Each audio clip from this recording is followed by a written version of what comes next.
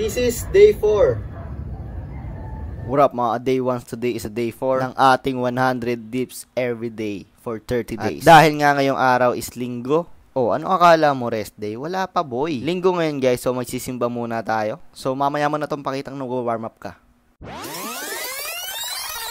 At bugog, nandito na nga ako sa aking bike at papunta na nga tayong simbahan. Nagbike lang ako dito para mas mabilis na. Kasi pag ginamit ko yung big bike ko, baka matagalan tayo. Kaya bike na lang yung ginamit ko. At for today's vlog, magpapakabait muna tayo at magbabawas-bawas ng kasalanan. Dahil hindi naman tayo perfecto eh. Diba? Pumapat langgam, ipis, daga. Kaya kailangan natin humingi ng patawad, diba? Kasi in the end of the day, it's night. Potek, bumabalik na naman ako sa pagiging gagi. At may kasabay rin kami dito magsimba na aso. Diba? Di mo kaya ba? Tapos ikaw natutulog ka lang dyan. Linggong-linggo ba? Natutulog ka lang. At pagkatapos ng simba, umuwi na agad ako. Bago nga ang lahat, guys, isisigaw ko muna mga tropa natin. Pasigaw! Shoutout sa'yo, Boss Axe and Boss Tristan. Maraming salamat sa pagsuporta nyo, guys. Diba? Kung gusto mo rin magpasigaw, comment down below, guys. Back to the video, guys. Pagkatapos nga kumain, sa mga oras na to, guys, tinatamad ako. So, ilang minuto pa ako na ipagdebate sa sarili ko kung itutuloy ko ba itong 100 dips. At dahil ang goal natin dito is disiplinahin ng sarili. Kahit tinatamad ka o ayaw mo, kailangan mo pa rin gawin at tapusin. Doon mo masusubok ang disiplina. Day 4 pa lang tayo, guys. Hindi tayo pwedeng tumigil. Pag tumigil ako, baka itigil ko na rin paghinga ko. Wag. Tagal ko naman mag-warm up dito. Alam niyo kung bakit ako matagal mag-warm up? Kasi nga, tinatamad ang tao, naghanap ng motivation. At ito ang unang 10 na ginawa ko dito, guys. At himala, guys, hindi naman sakit yung dalawang shoulders ko. Kaya medyo ganado ako magdiretso 10 dito. Kasi alam niyo talaga guys, yung pangalawang araw sa pangatlo, talagang sinusubok yung sakit ng ng shoulders ko.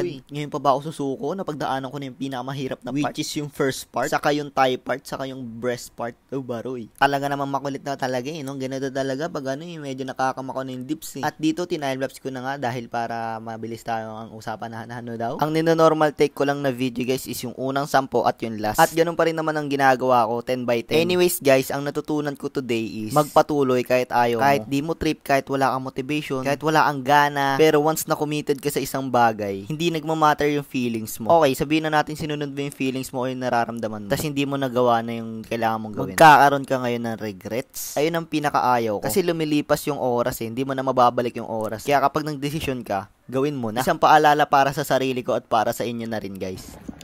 Last 10 dips tapos handstand sa dulo. Pinahirapan pala.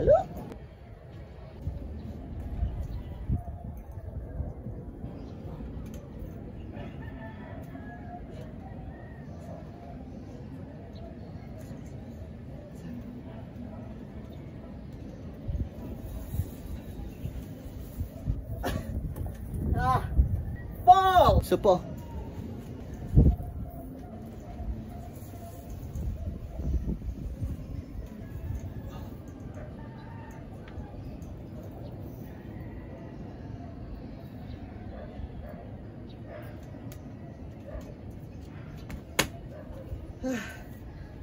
Maraming salamat sa pagsama guys. Don't forget to like, comment, and share this video. At wag na wag nyo kakalimutin alagaan ng mga sarili nyo, okay? At out.